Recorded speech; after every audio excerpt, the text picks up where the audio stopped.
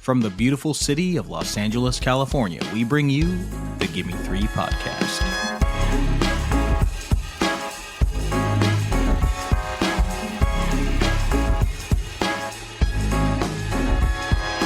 Hello and welcome, cinephiles, cinema lovers, and movie appreciators to the Gimme 3 podcast. It is your go-to movie podcast where we pick 3 films connected by one theme.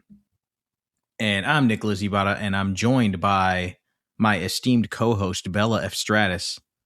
Bella, what's cooking over there?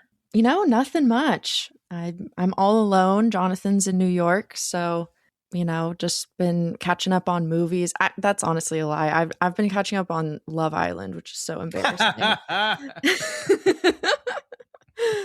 I can't help myself. It's the worst addiction. Listen, we watch 3 movies a week for this podcast. Plus, I'm sure you watch some other films for, your own personal pleasure. Mm-hmm. So, sometimes you need just like some trash or just, some brain rot, some stuff to shut your brain off and be like, hey, look at her titties. Literally. That's all we need sometimes. Oh, you get it. Thank you. I do get it. For validating me. I do get it. Listen, as a fan of professional wrestling, I am not one to judge. We each have our little vices. It's fine. Exactly.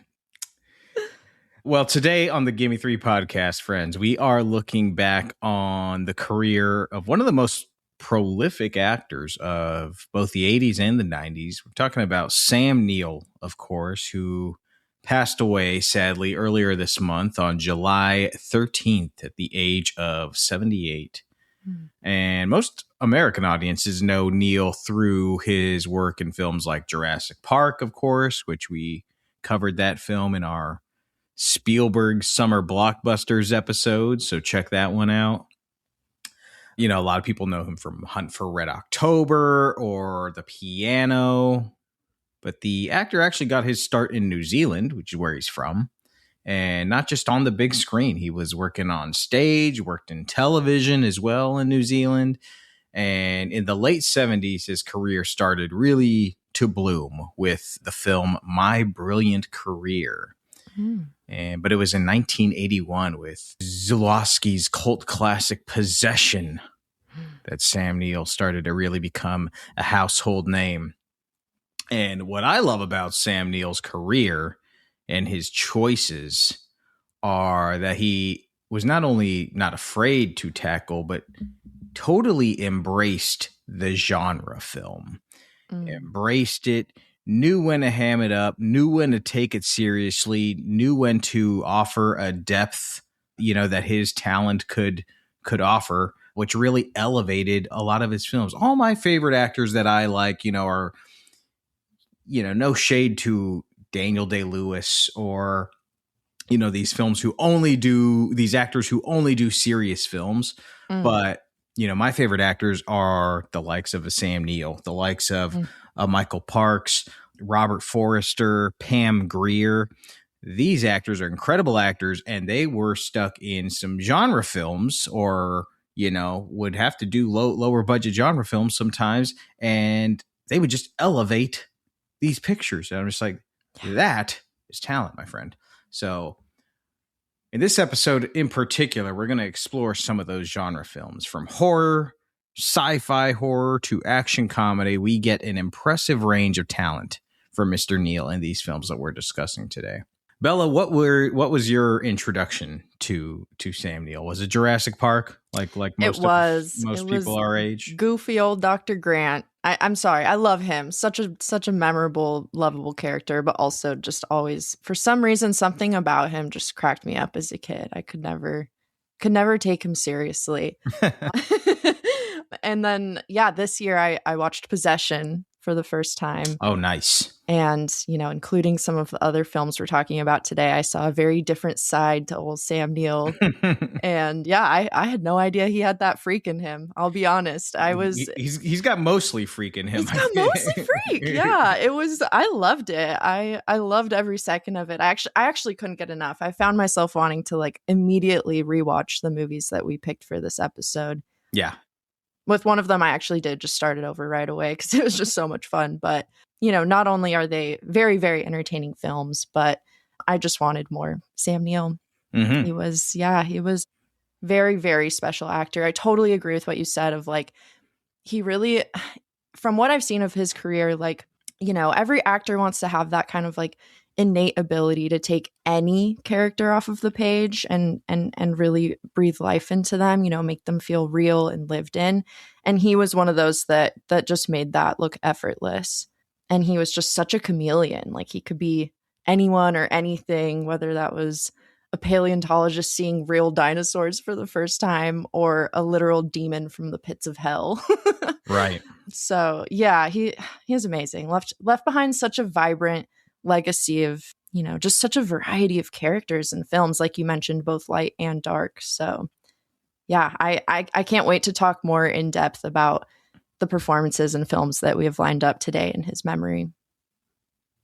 And what's fun about his work as an actor and some of the roles that he has chosen, again, wide range of films, but there is like some character archetypes that run through a lot of his characters. There is a lot of similarities, even as broad as these films are, as wide ranging as they are, and with some of his other films, there is some common traits that we're going to discuss as we get into these pictures. But let's start. Let's get into it now with our first film.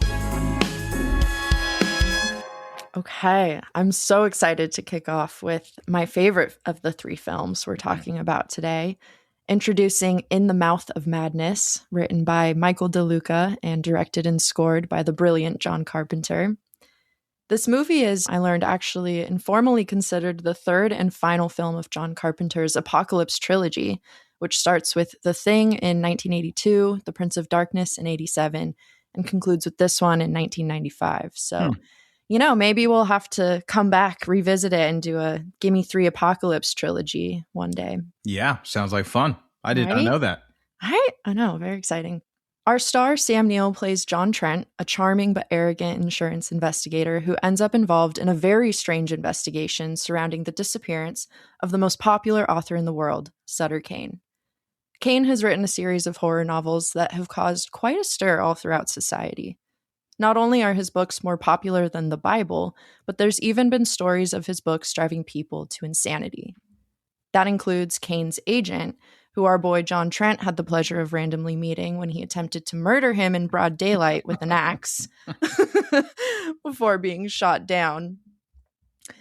Arcane is Sutter Kane's the publishing company of his books. They'd been waiting to receive Kane's latest and greatest novel titled In the Mouth of Madness. But to feed into the maniacal frenzy and, make even more money, of course, they decided to pull a publicity stunt in which Kane disappeared off the face of the earth. Cue John Trent, for the insurance claim, of course. Cue John Trent. And he has, of course, already clocked this obvious publicity stunt. After reading all of Kane's novels, which he admits are pretty freaky and strangely enthralling, he discovers a map hidden in the original cover art leading to Hobbs End, a fictional town in New Hampshire featured in one of Kane's books. Naturally, Trent sets off on a road trip, accompanied by Kane's editor, Linda Stiles, played by Julie Carmen, in an effort to track this guy down and expose him and Arcane. At first, it seems obvious that Hobbs End is a total hoax, but while Trent is sleeping, Linda has what seems like a really, really bad trip, entering a world of surrealist horror and suddenly popping out in the quaint little town of Hobbs End. But everything is off here. The town is too quiet and empty. Creepy children are running around here and there. Paintings are shifting from delicate portraits into monstrous artwork. But only Linda seems to notice all these kind of uncanny distortions of reality. They check into a creepy hotel run by a creepy old lady, the iconic Frances Bay, and suddenly realize that what they are seeing and living is exactly what Sutter Kane has written in his books. Linda ditches Trent to find Sutter Kane finishing his novel in the Black Church, where it is revealed that whatever Kane is far from human. In fact, he's somewhat of a god. It turns out the horrific monsters that Kane has been writing about are real and ready to infiltrate reality at any given moment. And everything that's happened, including John Trent's lead role in discovering this secret, is simply because Kane wrote it.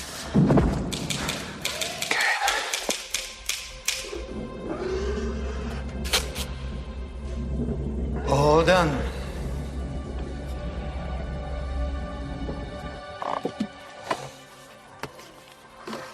In the mouth of madness.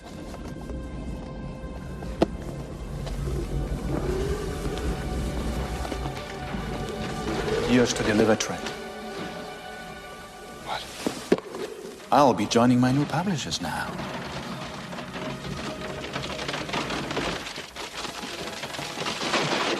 You take the manuscript back to the world for me. That's what you do. What I do? You are what I write. Like this town. It wasn't here before I wrote it. And neither were you. No. I know what's real. I know what I am. And nobody pulls my strings. Did you think my agent attacked you by accident? He read about you in there. He knew you'd bring it back and start the change, make what's happened here happen everywhere. He tried to stop you. I'm not a piece of fiction. I think therefore you are. Read it if you don't believe me. See what I have in store for you. Know what I am? We'll definitely get into spoilers, but I guess I'll leave it there for now. This film is somewhat of a cult classic from my understanding, or very much so. Certainly, yeah. Many have come back to it to experience Sam Neill's incredible performance. Nick, you actually recommended this as, in your opinion, one of the best, if not the best, Sam Neill performance.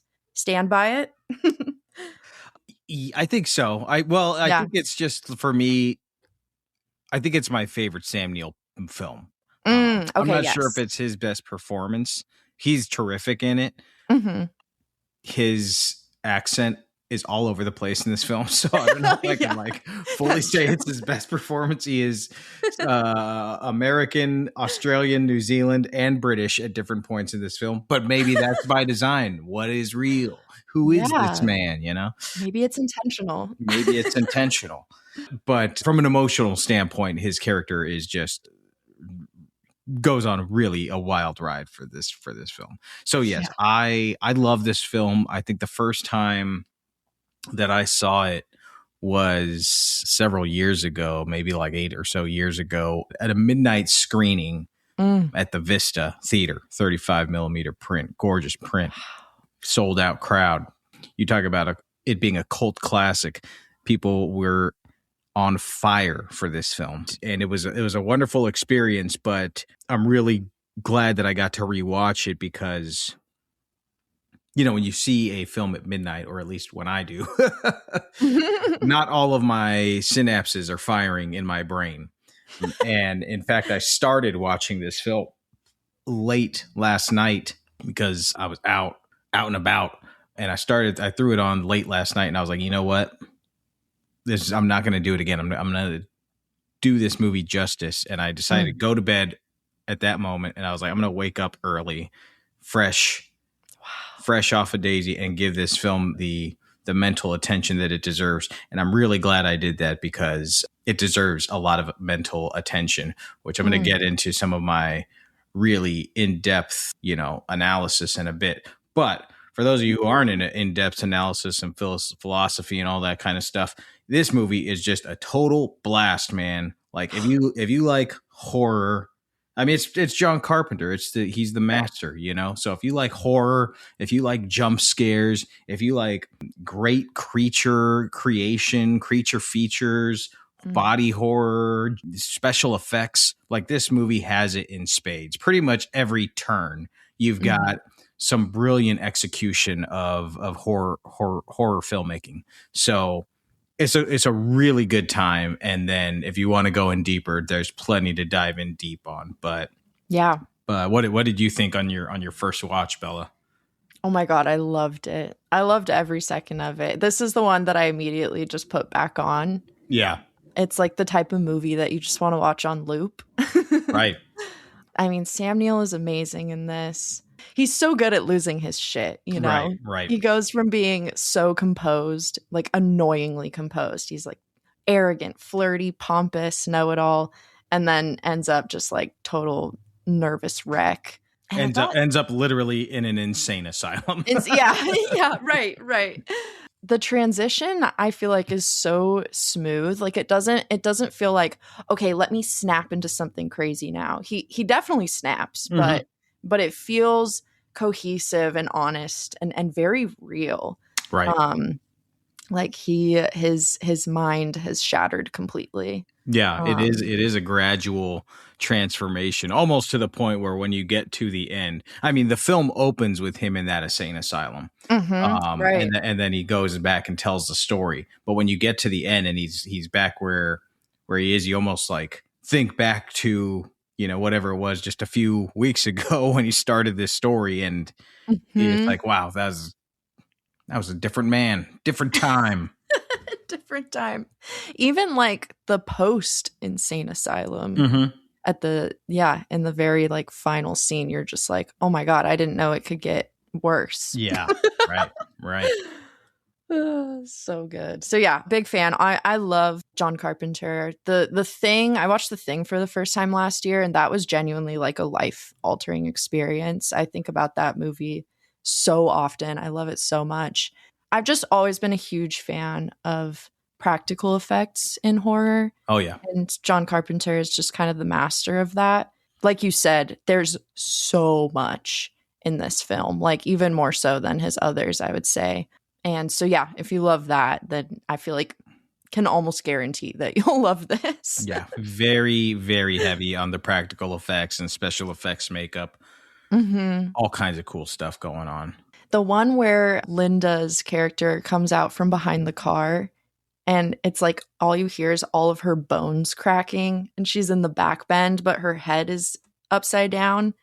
I mean, it looks so cool even today. I thought I was impressed by it. I was like, this is so disturbing. Yeah. But yeah, that's just like one example of just like a kooky little moment that I was like, oh, this rocks. This is my kind of movie. I really want to try and find online. I didn't have the time to do it before we recorded, but I want to find or see if it's on like a DVD or a Blu-ray, just like any documentaries or featurettes about the making of this film, because the scope of it feels so big. You know, as we said, there's so many twists and turns and so many horror elements of it. Like almost every sequence has some fun, exciting, creative injection into it that is just like, wow, that must have been fun to film, you know? Like, right, yeah. But let's talk about the script here. Brilliant concept. And obviously Carpenter is really a master of tackling this theme of what is reality, which is one of the most age-old questions, you know, I'd say for philosophers or for man in general. What is reality? But Carpenter always tackles this subject in a unique way. And he does it in this film. And obviously, like, They Live as well. But it had been many years since seeing this film, as I said. And this new viewing for me, it had it weighed very heavy, because I was like, I couldn't help but think about us as a society today are facing this question, what is reality, in a very new way, you know, sadly, a less philosophical way, but perhaps in a way that makes this film even more relevant. Yeah. because I noticed this question actually being asked so much today, but and again, not in a philosophical way, but so, you know, whenever somebody sends you something or you see some you send something to somebody else, you know, whether it be a picture or a clip of a politician talking or a funny article, the question is always now, is this real? Right. Yes. That question or the dilemma comes along with, what does a world look like where we can't agree on what's real or we don't know what's real? And the scary thing is, it's just like, okay, is it going to be worse than this? You know?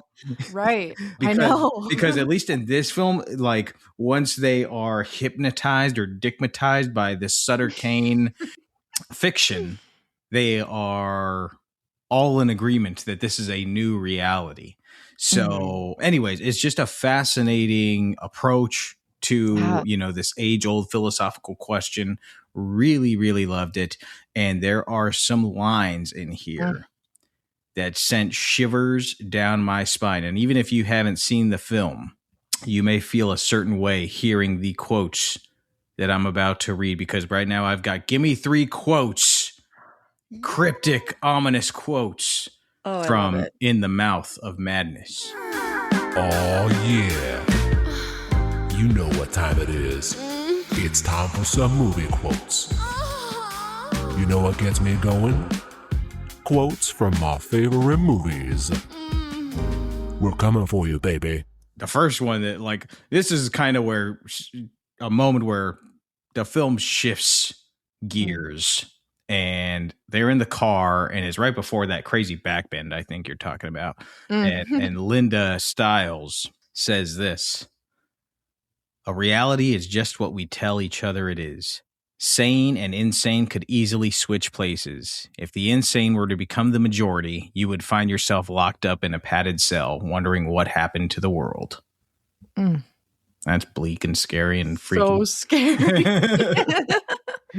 Like, makes your stomach drop. John Trent, Sam Neill's character, says, "Lady, nothing surprises me. We fucked up the air, the water, and we fucked up each other. Why don't we finish the job by flushing our brains down the toilet?" Period. Period. He's referring to the Sutter Kane novels, of course, but that can, you know, easily be connected to the brain rot we are all experiencing as we scroll through nothingness and Instagram and bullshit for minutes on end daily. Right. In the final act of the film, this was the one that really freaked me out. Again, John Trent, sitting in an insane asylum, says, "There's no hurry. It's safer in here now. It'll get worse out there." "Why?" "Every species can smell its own extinction. The last ones left won't have a pretty time of it. And in 10 years, maybe less, the human race will just be a bedtime story for their children. A myth. Nothing more." Disturbing. real disturbing. Oh, those are great. Yeah. Great quotes. And you know what? Frankly, there's so many more because I had to like really narrow it down. Sutter Kane's got some absolute bars in this. Absolute bars. The bars all over this thing. Like, I mean, they're on the nose, you know, they're tongue in cheek. The delivery and the script knows what the film is, you know, but they're bars, bro. They are bars. Absolutely. Like, the first one that came to mind when you mentioned it for me was even just, it's like you said, it's so simple and on the nose, but it's the man in the bar in Hobbs End who's just like lost everything basically. And he says, reality isn't what it used to be. Yeah. Yeah. And you're for just sure. like, oh, Right. damn. Brilliant. Brilliant piece of work there. Those are give me three quotes, cryptic quotes from In the Mouth of Madness. Love it. Again, the philosophy, all cool. You can think your ass off with this film, but there are some great jump scares here. Bella, was there a jump scare in this film that really got you, or did you have a favorite jump scare? That's a good question. I don't know if it was a jump scare, but the Frances Bay is just amazing. Yeah. I love her. Anytime she's in anything. I was thinking even like, you know, that her whole sequence of like her in the lodge reminded me so much of like Twin Peaks and just felt very Lynch. Obviously she's in that as well, so maybe that's it. But just like all the nightmare imagery and in this like quaint suburban town. But that scene when he goes downstairs to the lobby and you can like hear her kicking someone underneath the desk. You hear somebody like crawling down there like, yeah. And then when it pans down, it's her husband naked and chained to her ankle. Yeah. And handcuffed to her, just whimpering. And I was like, oh my God. I mean, we knew it was going to be the husband because it's all part of Sutter Kane's story, but I was not prepared for what I saw. You weren't expecting him to be naked and no. Chained to her ankle. No, not exactly. That wasn't the first image that came to mind. For those of you who can't picture who Frances Bay is, everybody has seen her. She's been in like 300,000 films. Right. Many David Lynch films, as you mentioned. She also plays Happy Gilmore's grandmother. Yes, so if you need like a visual of just add to the juxtaposition of freak of these images, it's Happy Gilmore's grandmother with a naked man handcuffed to her ankle. Right. And eventually just throw some tentacles in there and you're good to go. But yeah, oh my God, it's so spooky. Yeah, was there one for you that really got you? So they do this, there's this thing that they do in the film, which can sometimes be tropey, but because of the theme of like what is reality and also just the horror expertise of John Carpenter, they do this thing where somebody's having a nightmare, you know, and they wake up and they go, you know, and then they're like, oh, thank God, that was just a dream. And then something else happens where they go, I'm psych, motherfucker, it's not a dream. And you go, no. And then they wake up from another dream. It's like a dream within a dream. So anyway, I think it might be the first time that they do this where Sam Neill's character he keeps coming down this alleyway and seeing this cop beat the shit out of this man with a nightstick. And the cop then turns around and says, you want some of this, buddy, or something like that. And the cop's face is all torn and fucked up and torn to shreds. He looks like Maniac Cop, actually. If anybody's ever seen Maniac Cop, great film. So there's another moment where Sam Neill's walking down the same alleyway. He looks at the same Sutter Kane poster and he sees the same cop beating the same guy, and the guy turns around and he says the same thing, and it's like really horrific, ugly scene. And Sam Neill wakes up on his couch and he's like, oh, Jesus Christ. And then he like sits up and the cop is like sitting right next to him on the couch. And he goes, ah! And then he wakes up from another dream. He's like, God damn. Yes, that got me for sure. That was so good. I love how much they do that in this. It's great. And it works every time. It works every time. Every time it works. It's not like, oh, here we go again. It's more like, oh, they got me again. Yep. They did it.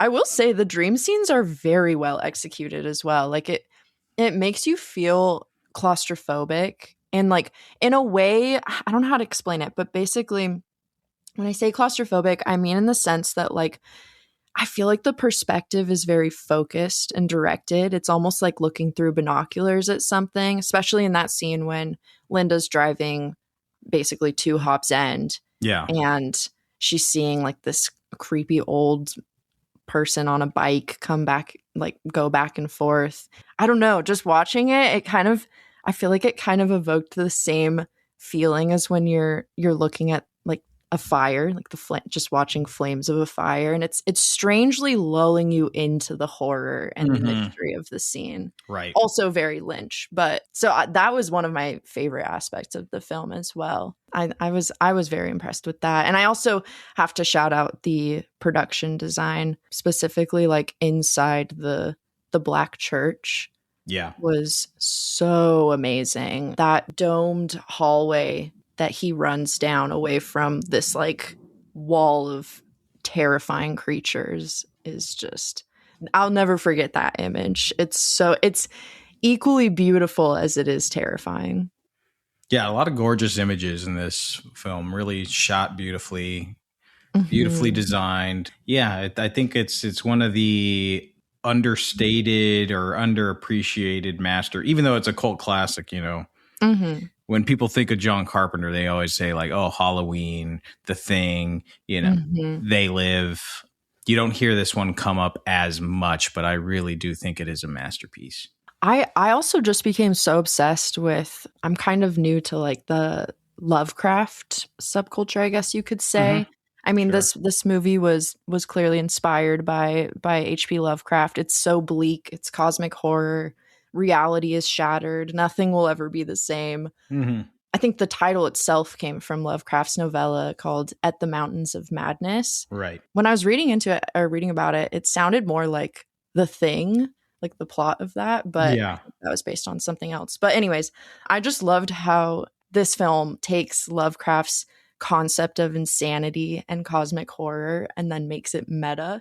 It's like, a lot of people call it darkly funny, and I feel like that's kind of what they're talking about, because in a way I feel like that's a little campy in my opinion, and it works so well. But for those who maybe don't know Lovecraft, I like looked it up, and he has kind of a specific idea of what insanity is, and in his novels it's often referring to this total psychological collapse from the exposure to evil, monstrous cosmic creatures, and then the traumatic realization that everything we thought we knew about humanity and our reality is wrong, and, you know, leaving us totally and completely insignificant, which just breaks our brains. It shatters our minds. And I love that this movie takes that concept and incorporates all the Lovecraft concept, cosmic monsters, you know, the tentacle creatures, of course, because it's John Carpenter, so it has to be kind of a creature feature. It's not just the realization that these monsters and tears in the fabric of reality exist. It's the realization, like you were talking about earlier, that their reality is entirely fabricated as a horror novel as well. Right. They are existing inside of a horror story written by Sutter Kane, which eventually gets turned into a horror movie. Spoiler, sorry. That is the movie. Yeah. I mean, that just, I fucking love that. I thought it was such a great ending, and kind of just, that's where I'm like, oh, this is such a great loop movie. Right. So it's fantastic. I love it. It's madness. It's in the mouth of madness. Check it out at your local video stores. They've got it. Vidiots, Videotech, Cinephile Video. If you live in the Los Angeles area, support your local video stores. Be your own algorithm and check out In the Mouth of Madness. I'm sure there's also a Blu-ray or a DVD available. And if there, let me just double check. Yeah, there is Blu-ray available, and Arrow Video apparently has a 4K version of In the Mouth of Madness available as well. So, oh wow, if you're into that sort of thing, this movie deserves to be seen as beautifully as possible. So keep an eye out for that. Keep an eye out for any rep screenings. Again, it's a cult classic, so see it where you can. It's also available on demand if you are into that sort of thing. Sticking somewhat in the horror genre, but also throwing in some science fiction, we've got Event Horizon from 1997, directed by Paul Anderson. Not that Paul Anderson, not Paul Thomas Anderson. We're talking about Paul W.S. Anderson, who was actually, believe it or not, one of my favorites growing up, because this was the guy who made Mortal Kombat. So I thought he was the finest filmmaker to ever grace the screen. The film stars Lawrence Fishburne, Sam Neill, and Kathleen Quinlan. And the year is 2047.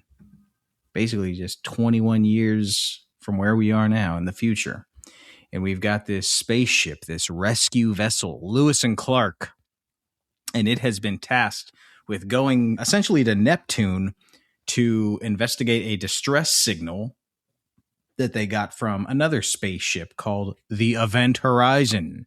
Captain Miller, that's Lawrence Fishburne, and his crew are not really happy about this mission because they were supposed to be on vacation.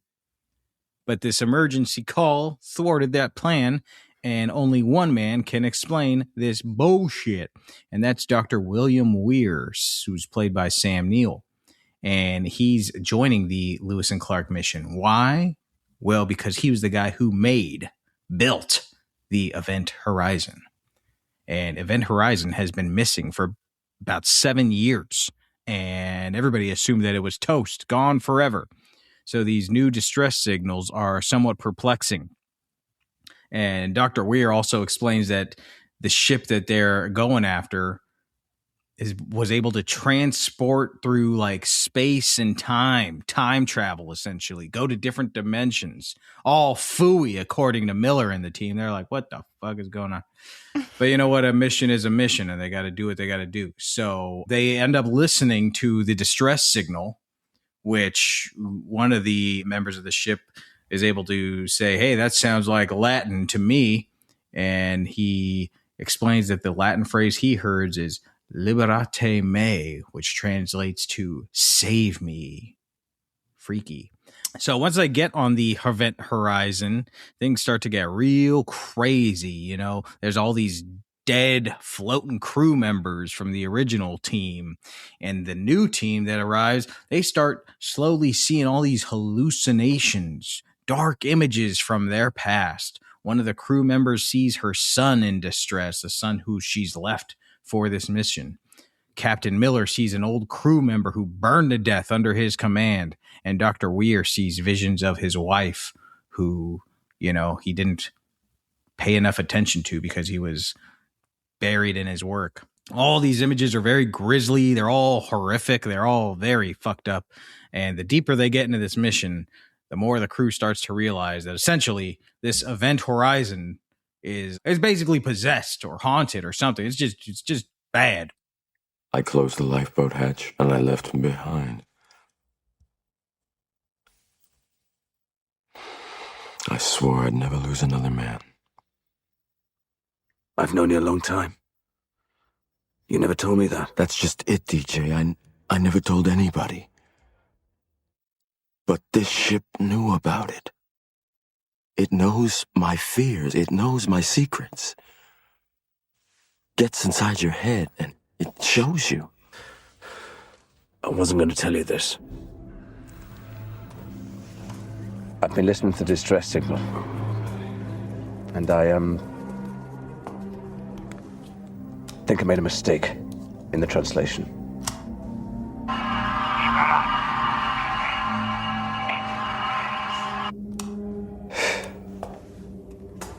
Go on. I thought it said liberate me. Save me. But it's not me. It's liberate tutte me. Save yourself. And it gets worse. There. I think that says X in fairies. Save yourself from hell. Bad shit is happening here. They want to get the F out of here. Captain Miller says, fuck this ship. Literally. And he wants to get his crew off of the ship and back home. And Dr. Weir, who has now like basically fallen under the spell of Event Horizon's evil work, just won't allow it. He wants to take the ship back into this space-time travel. He wants to we start to discover that the ship didn't really travel through time. Where did it travel to? Hell. It went to hell, and it's gone to hell and back, and now people are dying, and there's blood, and there's again a good amount of jump scares we got here. So it's fucking crazy, this movie, and I really enjoy it. But Bella, what did you think of Event Horizon? Oh my goodness. I no shade to the movie, but I'm kind of embarrassed to say that this movie scared the shit out of me. It's scary, yeah. It's so scary. It really got to me. I don't know if it's that I wasn't expecting it. I was also home alone. All the lights were off. And then it got to a point where I was just like, oh my God, I'm really, really scared. So scared that I had to turn on a light, which is never a good sign. Pussy. I know. I genuinely am afraid our listeners will be like calling to revoke my horror movie card for this one. No. That's a sign of a good movie, man. Yeah. It is. It really is. Yeah. The jump scare, I think it was the jump scares, and once again, the power of showing versus not showing, which we've talked about a lot on the show, and just kind of seems to be the most consistent factor for me of a good and scary horror movie. And a lot of the times in this film, those elements are combined, where it would just be a flash of some of the most horrific imagery you could ever see, but it happens so quickly that your imagination is forced to fill in the blanks. And I think that's what makes it so shocking and haunting. Like, it really, those images stick in your mind. Right. Yeah, they're so fast and they're so horrific that you're just like, oh my God, I like am glad that's over, but I also like I want to see more. Yeah. Yes. Because you just got like a kiss of something. You're just like, I didn't fully see it, but my God, that looked fucked up. Yes, totally. I also just love how pedal to the metal this movie is. Yeah, like, it moves. Even just, this is a little aspect, but the pyrotechnics and the explosions are so frequent and so extreme. It was actually kind of cracking me up. It's like a Universal Studios ride on steroids. But yeah, I loved it. Overall, loved it. Was terrified. I'm still scared. Like, obviously a huge part of that is Sam Neill. Yeah. He's so scary. He is formidable in every sense of the word. Oh my God. What happened to your eyes? Where we're going, we won't need eyes to see. What are you talking about? I created the event horizon to reach the stars. But she's gone much, much farther than that. She tore a hole in our universe, the gateway to another dimension. A dimension of pure chaos. Pure evil. When she crossed over, she was just a ship. But when she came back, she was alive. Look at her, Miller. Isn't she beautiful? Your beautiful ship killed its crew, Doctor. Well, now she has another crew. Now she has us. Like, even just looking at a photo of him from this movie scares me. I feel like a little kid when it comes to this. Like, just the images from it makes my skin crawl. This film was suggested by Sonia, and she said this movie, who, you know, as you know, is not really into horror because it freaks her out. She said this movie traumatized me when I was a kid. It was really scary. Oh my God. I can't imagine watching this as a kid. And I think she rewatched it with me this time, and we had a good time. We also watched it during the day, so it was like, oh, good. Okay. But you talk about it moving fast. At one point, Sonia went to the bathroom. A lot had, like, she came back and she's like, "What I miss?" Like, a lot. Like, a lot. They just decided they'd gone to hell. This person's dead. That person's dead. They're going. You missed Lawrence Fishburne saying "fuck this ship," and they're all going back now. It's like, you've gone for 3 minutes and 7 plot points have happened. So right, the movie moves. It moves like a freight train. It really does. Yeah, this was a first watch for me. I thought it was really fun. I had just recently watched Interstellar, and I said to myself, this movie is like Interstellar if Interstellar was interesting. Oh. Burn. This, I mean, you know, whatever. This movie does a heck of a lot of interesting things with the whole bending of time and space. In fact, Nolan essentially uses verbatim the trick and explanation that Sam Neill does in this movie, like bending the piece of paper and taking a pencil and going through it, which I'm sure a lot of scientists use to explain time travel or space travel. But again, I'm only comparing the two because I just saw Interstellar, and there is a lot of like in a way, similarities, not just with the space, time, and travel, but, both of the characters in this film and the characters in the Interstellar film are like, trying to get back to their loved ones in a certain way, and dealing with the trauma of like losing time and losing love. So I just think this one does it in a little bit more of an interesting way, in a more unique way, exploring it in the horror genre. And frankly, it's just literally a fraction of the runtime. So it's way more of an absolutely enjoyable watch. Right. It is a solid 96 minutes. Perfect. Including credits. Chef's kiss. Sam Neill, you want to talk about a lot of the character archetypes he likes to revisit. And talking about this movie back to back with In the Mouth of Madness. Yes. He plays in both of these films, and, like even say in Jurassic Park, plays these characters who are so rooted in logic and results, like answers. A character who totally rejects feeling, intuition, even perhaps supernatural things. And he is into the answer. And that's probably why, he feels like all this regret and trauma over the loss of his wife, who we later learn committed suicide.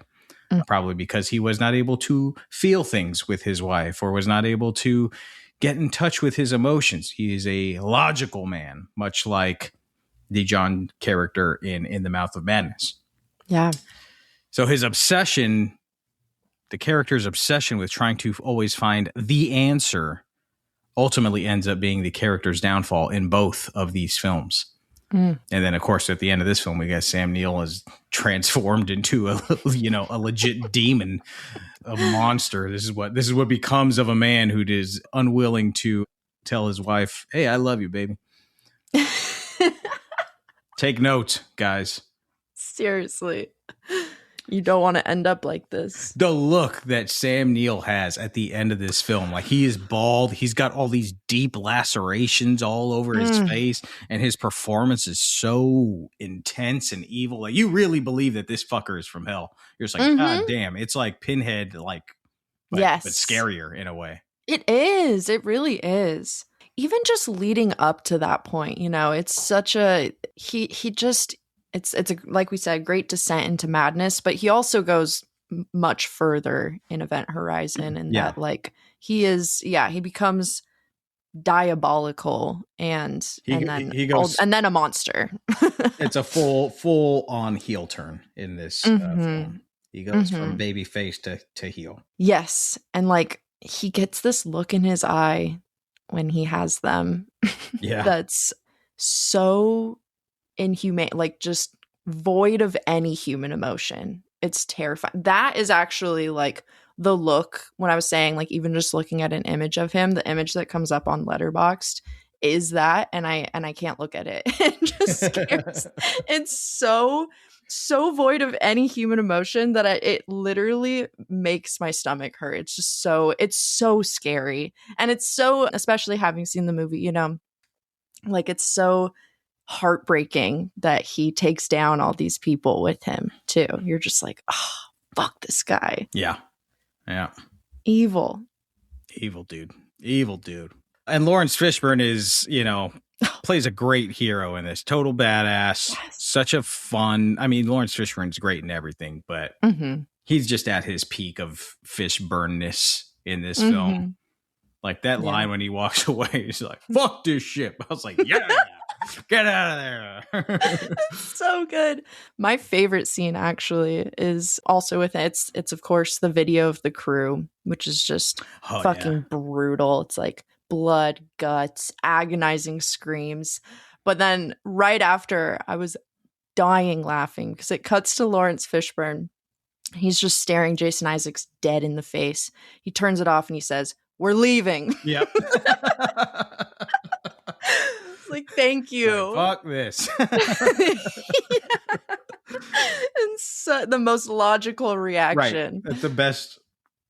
2 words. Is you cannot write that better. We're leaving. Yeah, we're leaving. Let's get out of here. And then, of course, you have fucking Sam Neill, and he's like, "No, we're not." It's like, shut up. But that footage, it ends with like the pan to like, I guess it's the captain of that ship, and he's like got his hands extended, and he's literally got eyeballs in his hands. Like, I don't know, they're his and maybe some others, because there's more than two. He's got a bunch of eyeballs in his hands, just like, Jesus Christ. So scary. Really dark. Really, really dark. Really I don't dark. know. Yeah. I was not prepared for it. I was uncertain about the film at first because I didn't really know what I was getting into, per usual. I think at the point of like the scene with the kid and his legs and that jump scare. Yeah. I was like, oh shit, this movie's gonna fuck with me. That's when it really turns into a horror film. Yeah. Well, kind of like In the Mouth of Madness. In the Mouth of Madness and this film both present themselves as one thing and then totally shift into not just horror, but a high octane, like batshit crazy philosophical travel through like heaven and hell. Like, it's just like, whoa, it's about this. Duh. I'm like, I thought we were like, I thought this was a science fiction like B movie. No, this is like, this is heavy. Yes, I know. It's so good. I got here. Give me 3 pieces of trivia for Event Horizon. Woo. I want to play a game. Piece of trivia number 1. So the director, Paul W.S. Anderson, his initial cut of the film ran 130 minutes, which is over 2 hours. So originally he was, had his Nolan cut, which actually would still be 40 minutes shorter than Interstellar. Yeah. But that version of the film was so violent that both the test audiences and the studio balked at the finished product. And Paramount ordered him to cut the film by 30 minutes and tone down some of the violence. So as violent as this film is, it is quite violent. Apparently there's a more extreme violent version of it. Jesus. And Anderson said he didn't have enough time to do like really a proper re-edit. And he believes that he cut out 10 minutes too much of the film. He announced in 2012 that producer Lloyd Levin had found a VHS tape that might contain a full version of the film. Anderson revealed then in 2017 that neither he nor Levin had seen it yet, as they have both been too busy in the same country with a VHS player or without a VHS player. So, and then he also believes that the condition of the copy would be obviously too poor for any reproduction or for any mass, distribution. But Anderson has stated that he's still excited to see what's on it. I would be excited to see what's on it. Oh my God. Yeah, absolutely. Piece of trivia number 2. The visions from hell and the ship's video log were inspired by works from 16th century Renaissance painters Hieronymus Bosch and Peter Bruegel, which Paul W.S. Anderson saw while he was touring art galleries with his production designer. And Anderson was really fascinated by these paintings, as the makers clearly believed in the reality of hell as the complete antithesis of heaven. And the images they created were both terrifying and beautiful. And he was also inspired by the macabre beauty of John Peter Whitkin's photos, which featured deformed or dissected people. And Anderson said that these scenes were filmed at the end of production and with a smaller unit. And the studio executives had only attended, some of the early days of filming. They came in and visited the first few days of production, and they were pretty satisfied with what they saw. And they never bothered to screen any of the other footage afterwards. They were just, when they just said they were going to go do a splinter unit at the end of production, they figured they were just shooting insert shots. And he stated that when the executives saw the screening of the rough edit and they saw those images that you were talking about earlier, those quick images from hell, they were shocked, and some of them even fainted. The studio thought that they were making Star Trek. So I think they kind of thought this was going to be like Star Trek again with a bit more violence or something. And I don't think they really were expecting what they got. That's what Paul Anderson said. Oh my God. Ironically, Paramount would later reuse a brief shot of the eyeless corpse in a Star Trek Voyager episode called Random Thoughts in 1997. So no way. That's so funny. All right. And then piece of trivia number 3, screenwriter Philip Eisner wrote the movie after a family tragedy. And he had recently entered a multi-picture writing agreement in an effort to force himself to get back to work because he was, struggling. He pitched the idea of essentially The Shining in space to the studio, which was very receptive. And unfortunately, he had no detailed treatment yet. And the subject matter blended with his emotional state to inspire a prolonged bout of writer's block. Basically, he went a little too deep into the lava, which is understandable. So the studio executive who had originally brought him on board and then became a personal friend helped keep Eisner on track. And eventually the first draft was enthusiastically received. So if you feel, certain ways about this film as exciting and as well made as the horror elements are, the reason why all of that works is because there is some heart into it, and it really comes from a place of understanding trauma. And that's why this screenwriter was going through it as he was writing that first draft. There you got it. Give me 3 pieces of trivia for Event Horizon. Loved it. Yeah. Damn good time. This is I know. If I ever see this pop up at a repertory screening, I am buying a ticket immediately, because seeing this on the big screen with a lit crowd would be what we go to the movies for. It'd be absolutely awesome. I want to see just even the production design on the big screen. Like, I was so impressed. I'm glad. I'm going to go look up all those different artists that you mentioned that inspired it, because it is incredible. Like, at first when they introduced the film, it's like a lot of CGI, and I was like, oh no, this is not gonna be good, because it's a little dated, very dated. And then I was so relieved to see that the rest of the film just has some of the like so many intricate set pieces. Like the design of the gravity drive, the heart of the ship, is gorgeous. And then there's also just like 15 other different settings. I mean, the ship feels massive. They really truly brought it to life. Every room is so unique. It's kind of like a fusion of, it's very inspired by Alien, but also some like 2001 is in there a bit. It just feels like sci-fi maximalism, which is why I loved it. And it's a good call out with the CGI in the beginning, because there is a bit overuse of it in like the first like 5-10 minutes of the film, and it's just it's just dated. Yeah. But you get past that, and it's mostly all practical. But I was thinking while watching that opening sequence, and I was like watching the use of the CGI and how Paul Anderson was moving the camera.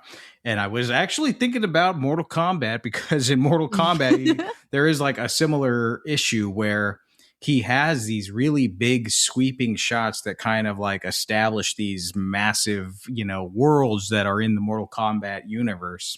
And same thing with Mortal Kombat. Excellent production design, I think, in Mortal Kombat. Looks badass once they get into the practicality. But he really was a believer or early adopter of some of these like wider CGI stuff. And the shots in Mortal Kombat don't really hold up. The shots in this don't really hold up. But you could see the vision. Like, you could see what he wanted to do with the technology, and like his heart's in the right place with it. It's just, like, the technology wasn't there. But also, maybe for that time, the technology was there, because I remember watching Mortal Kombat and seeing those shots and being like, holy shit, that's badass. And that's probably the same situation for this, but now we see it and it's like, ooh, that doesn't hold up, which is always my argument for trying not to do CGI, because it's like it won't hold up. Right. So anyways, Event Horizon, check it out. It is an absolutely thrilling good time.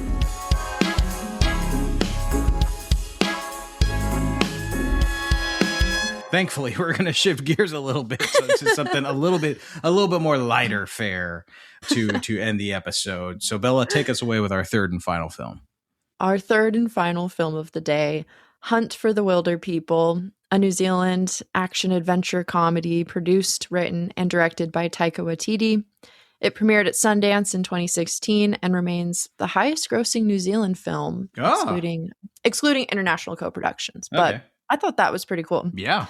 The screenplay was adapted from the 1986 novel Wild Pork and Watercress by Barry Crump.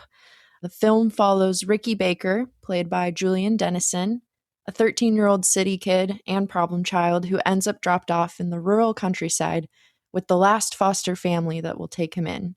It's this or juvie.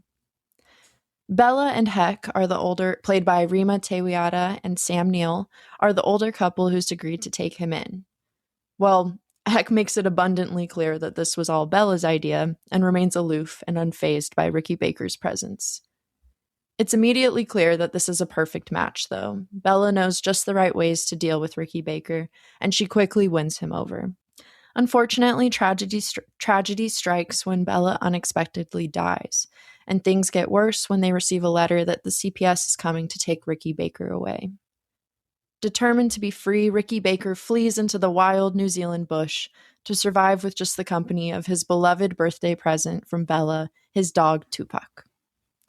Of course, he lasts maybe a couple of hours on his own in there. Fortunately, Heck quickly finds him to take him home. But when Heck trips and sprains his ankle, the two have to camp out in the bush much longer than intended. They get by all right, better than all right, actually, as Heck is even more comfortable in the bush than in normal society. When they make it to a hunting camp in the bush 6 weeks later, they discover the CPS has assumed a kidnapping and they are both wanted. Both facing jail or juvie, they decide to put their differences aside and work together to continue through the bush and out of the grasp of their captors. But as more time passes, a full-on manhunt ensues, and Heck and Ricky Baker turn into local legends of the bush. Throughout their adventures, the two form an unbreakable bond and decide to take it all the way to the very end together. It's a beautiful, hilarious story of freedom, found family, the ways we deal with grief, and the healing powers of the beautiful natural world around us. Nick, what were your first impressions of Hunt for the Wilderpeople? Just a really lovely, good time at the movies. This was it's just fun, and I laughed my ass off. The kid is so charming and has such great comedic timing, and he's such a wonderful juxtaposition to Sam Neill, who plays this super silent, very reserved, clearly a character dealing with all this inner turmoil. Once again, another character who's like unwilling to, or doing everything within his power to fight his emotions and keep everything bottled up and find answers in the tactile world instead of going within. And he does it once again brilliantly here. And he's got great comedic timing as well, because he's able to play off of the kids so perfectly. But again, another movie that moves. I love all three of the movies that we chose this week. They move, don't they? Like, yes. Having just seen The Odyssey, I was like, These movies, they're very short. Runtime is one thing. They just move, these movies. That's true. They are constantly moving. So anyways, I just enjoyed it. It's just a damn good time. It's one of those movies where it's like, I don't know how you could not enjoy this. It's got laughs. It's got a lot of heart. It's got pretty much everything you could want. And it doesn't demand a lot of you other than to feel. It's true. And it was so nice to see like a more, I guess, tender performance from Sam Neill. He's, like you said, he still plays that sort of gruff, grumpy old man, but there is like a softness behind his eyes and in his smile And it's like he's like the old grump that you can't help loving and just want to be best friends with. And like once you get past that hard exterior, it melts, you know. It's a deeply heartfelt performance. This character is like if the character from Jurassic Park, once Jurassic Park ended, if Laura, what's her name? Oh yeah, Laura Dern. If Laura Dern left him, you know, and he was a broken man for, you know, into his elder years, that's who this character is. He's basically the same character as Jurassic Park, just like 20 years older. Totally. And yeah, his dynamic with the kid is hilarious. He says so much without saying anything at all. Like some of my favorite moments are when he's just staring at Ricky Baker in disbelief. Like that scene when Ricky Baker is dancing in the bush with the makeshift leaf headphones. Right. And it cuts to Sam Neill just looking at him like, how the fuck did I get stuck with this kid, man? Oh, I love it. It just warms the heart. It's a heartwarming film. Like truly. It's just heartwarming, like a hug. Mm-hmm. Also want to talk about Taika Waititi's direction here, and we talk about the film moving, and part of that is because there is an excellent use of the montage in this picture. Taika Waititi has about 4 different montages in this film, which sometimes could be a detriment. In this film, it really isn't. The first of which happens basically within the first like 3 minutes of the film. And it's the child services people have dropped off Ricky Baker into this new family, and she's describing all of the bad things that he's done. You know, he's been caught stealing, he's been caught loitering, he's been caught doing this, he's been caught doing that. And as she's describing all of these things point by point, we see all of the images of Ricky Baker doing these things. And they're quite hilarious. Like, I really love the shot of him just loitering, and it's just like him on the sidewalk, like lifting his arms up, screaming at a passing car. It's just goofy, but yeah. It's a very like Edgar Wright style of editing in this introduction. But one, not only does it get you to laugh because they're funny images, but two, it just also within a quarter of a page of screenplay and essentially 30 seconds, you get so much of this character's backstory and who we're dealing with. Yeah. So very economical. There's also a great montage where the both of them are on the run. Heck and Ricky are on the run, and it shows them like stealing food and going back to that, you know, little hut and stealing food from there, and the cops looking for them. And it's got this great, I think, Nina Simone song as they're on the run. It's just a wonderful, wonderful montage that shows a great passage of time, and also shows Ricky becoming a little bit more adept to the bush, you know, becoming a bit of a wild man himself. And then there's another great montage later once they get into the winter. Oh, yeah. That is a little bit more melodic, this montage, and it uses a little bit more camera tricks, as like it does this like long pan around like the snowy woods. It feels very Jeremiah Johnson as they're kind of like going through the woods, and we see the cops looking for them in the woods. And it, because of the snowy landscape, you kind of can't get the sense, are these cops like right on their tail? Are they like hovering right over each other? And the way that the sequence is shot, just expert use of the montage in this picture, and within that, visual storytelling. Yes. And on top of that, needle drops. Drops. Like you mentioned, Nina Simone's Sinnerman. Sinnerman, Leonard Cohen's The Partisan.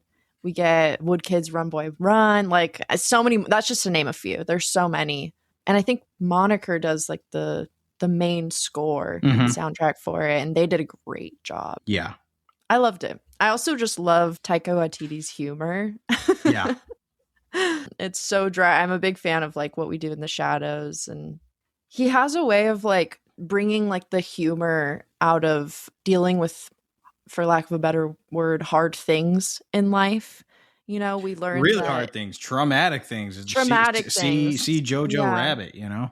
Exactly. Perfect example. And like, you know, we see Heck dealing with Bella's passing. And even before that, he clearly is dealing with a lot of issues and trauma from his past. And then we learned that Ricky Baker, who just seems to be kind of this like nonchalant, like doesn't give a fuck kid, has his own like very, very deep rooted trauma that he's actually, you know, I love that scene where he's like, oh, you're still processing. Like, I remember processing a lot of things in my life. Like, he's kind of already had to learn how to work through it. And you realize, like, and then Sam Neill's acting in that performance is so great, acting in that scene is so great too, because you see him realize like, oh shit, I could actually learn a lot from this kid. Like this whole time he's like, oh, this dumbass city kid doesn't know how to live in the bush.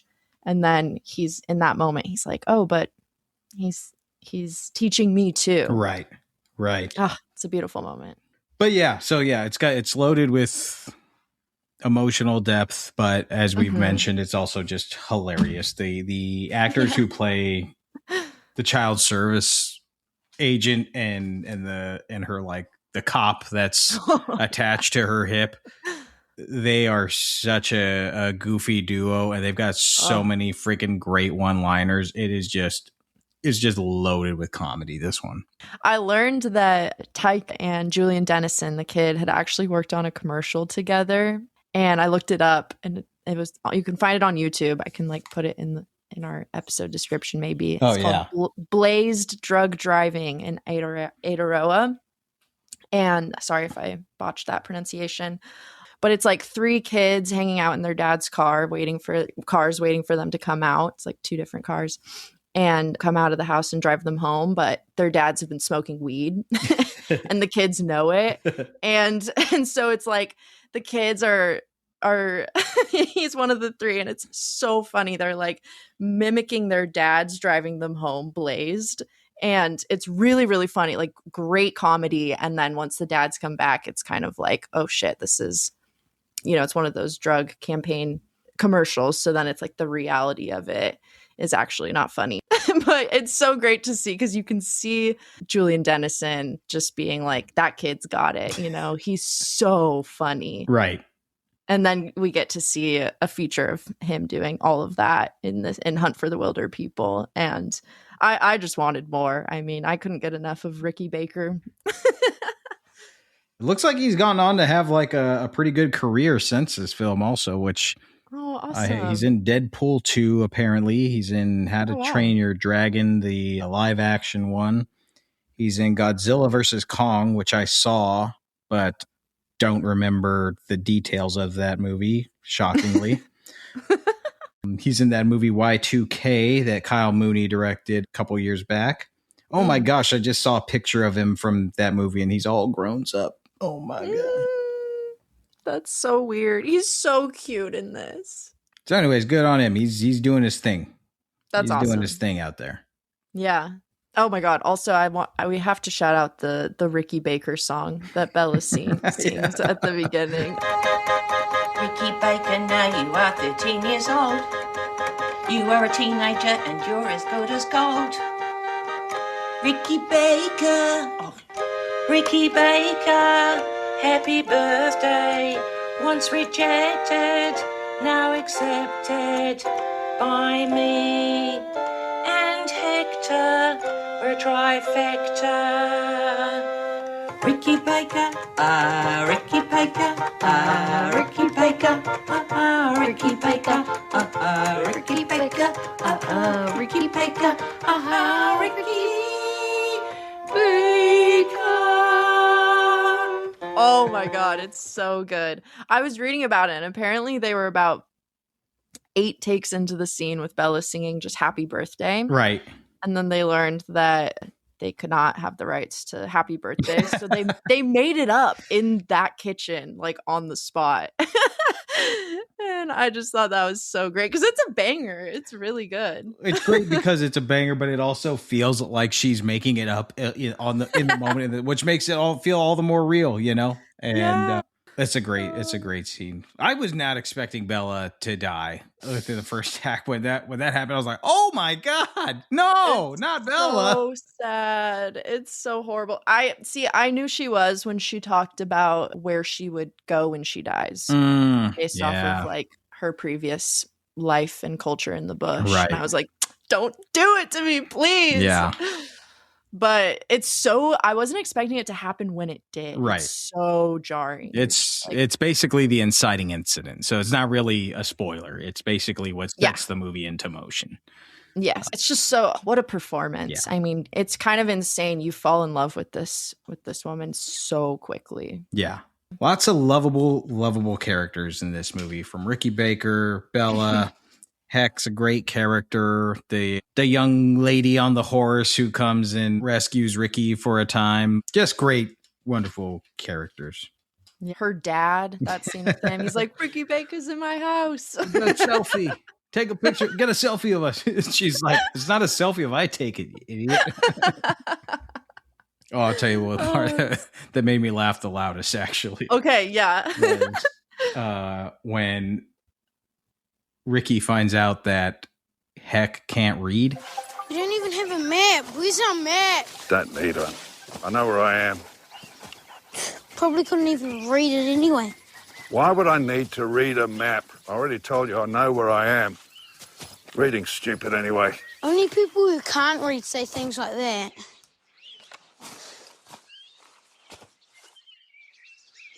What? No. You can't read?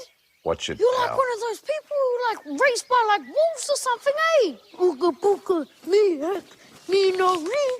What's this? This is words. Me stupid. You little my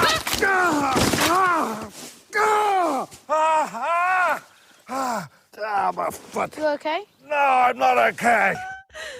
Oh my god. And Sam Neill's so pissed in that scene. Well, that's when he twists his ankle, right? He like lunges for the kid. Touched a nerve. That's so funny. I think one of the scenes that cracked me up the most was when they're hiding below these bushes from the CPS and like the police at this point. Oh, yeah. And Ricky Baker does this like this sign. It literally looks like sign language for like banana. Right. And you're just like, what the fuck is he talking He's about? like mouthing all these words and you're just like, what is he saying? And you're like, what? And then he's like, oh, I was trying to tell you it's like Lord of the Rings. And Sam Neill again is just looking at him like, God damn it.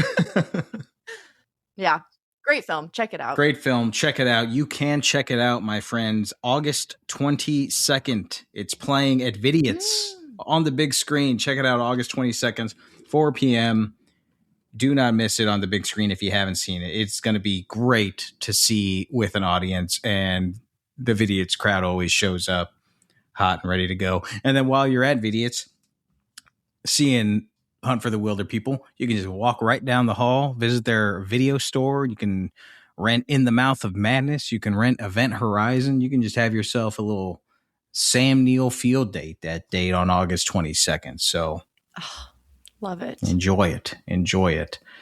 And my friends, that is a wrap on today's episode of the Gimme 3 podcast. We hope you enjoyed our talks on Sam Neill, on these great movies. We want to hear from you. Let us know what your favorite Sam Neill film is. And you can do that by going to our Instagram and messaging us at Gimme3 Podcast. That's GIMME, spell out 3 podcast. Follow us on Instagram. We got all kinds of cool stuff on there, including some polls from time to time. And then you can also send us a text message by scrolling down to our episode description and clicking that link that says send us a text message.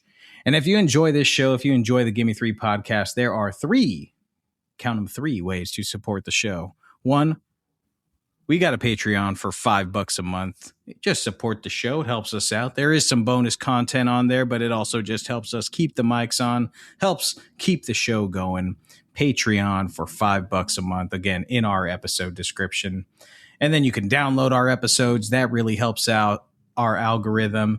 And then, of course, just share the podcast. If you got a friend who loves Sam Neill, who loves In the Mouth of Madness, who loves Event Horizon, or who loves, what's this called? Hunt for the Wilderpeople.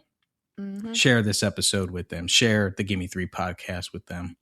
Bella, do you want to let the lovely folks know where they can find you on social media? Yes, you guys can find me on Instagram at Portrait of a Cinephile or on Letterboxd at Efstratis. And you can find me on Letterboxd on Instagram or on Blue Sky at Nicholas Ybarra. And Ybarra is spelled with a Y. We want to thank you all for listening to the Gimme 3 podcast, and we will see you at the movies.